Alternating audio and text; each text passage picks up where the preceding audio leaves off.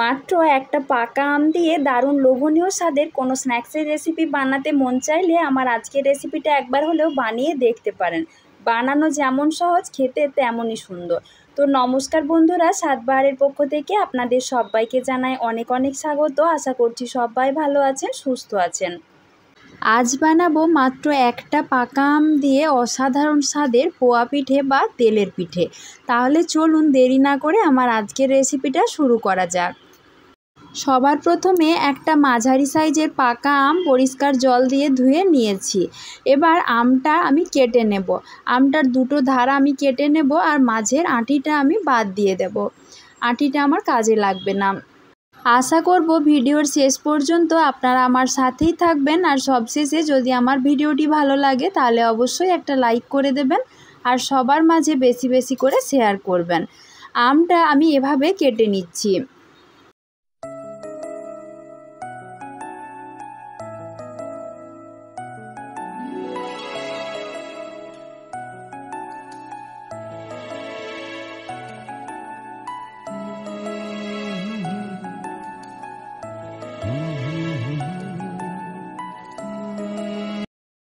এবার ওই আমের টুকরোগুলো একটা মিক্সিং জারের মধ্যে নিয়ে নিয়েছি। একটু সামান্য জল দিয়ে আমের মিশ্রণটা ভালো করে তৈরি করে নেব, যাতে একটুও গোটা গোটা না অংশ থাকে সেটা লক্ষ্য রাখতে হবে।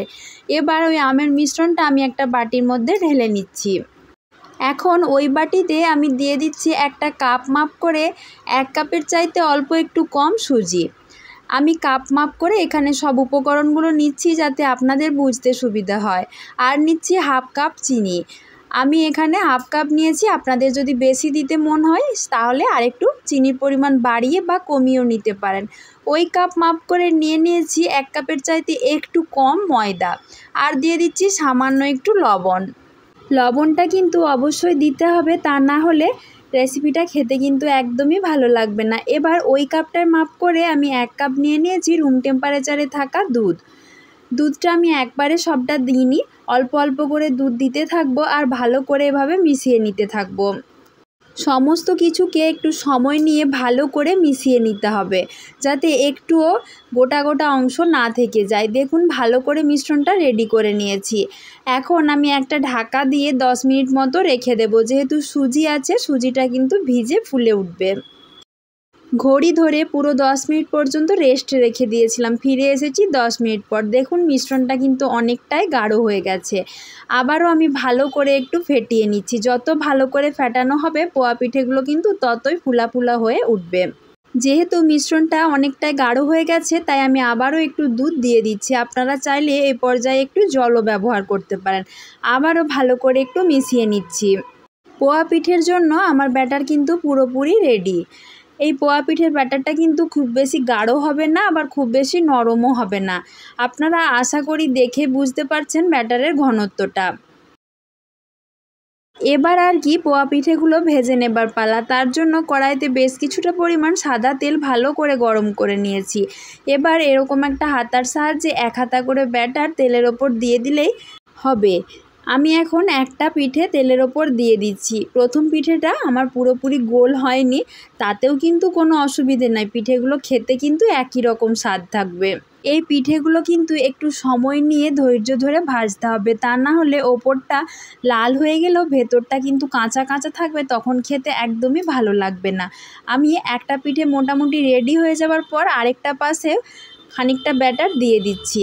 একসাথে দুটো করে পিঠেও কিন্তু ভাজা যাবে, যেহেতু কড়াটা বেশ বড় আর তেলটাও অনেক বেশি আছে। অন্যদিকে কিন্তু কথা বলতে বলতে প্রথম পিঠেটা আমার প্রায় তৈরি হয়ে গেছে।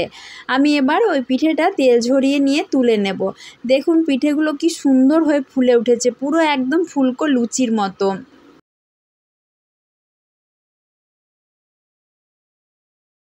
পিঠেগুলো এত সুন্দরভাবে ফুলে উঠেছে, দেখুন পিঠেগুলো আপনা আপনি কিন্তু উপর দিকে উল্টে যাচ্ছে, এতটাই সুন্দরভাবে ফুলে উঠেছে। আপনারাও যদি একই রকমভাবে পিঠেগুলো বানিয়ে থাকেন তাহলে আপনাদের ওই পিঠেগুলো এইরকমই নরম তুলতুলে হবে আর দুখোল হয়ে ফুলে উঠবে।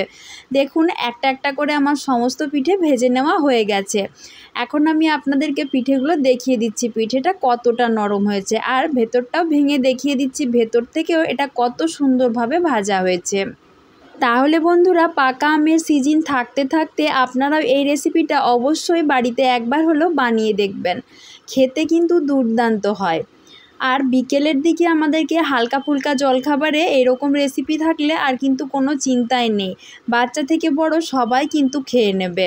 তাহলে বন্ধুরা আমার আজকের এই রেসিপি আপনাদের কেমন লাগলো সেটা অবশ্যই কমেন্ট করে জানাবেন, আর ভালো লাগলে একটা লাইক করবেন, সবার মাঝে বেশি বেশি করে শেয়ার করে দেবেন, আর তার সাথে চ্যানেলে নতুন বন্ধু হয়ে থাকলে চ্যানেলটা সাবস্ক্রাইব করে দেবার অনুরোধ রইল। আজকের মতো এই পর্যন্তই, সবাই ভালো থাকবেন, সুস্থ থাকবেন, ধন্যবাদ।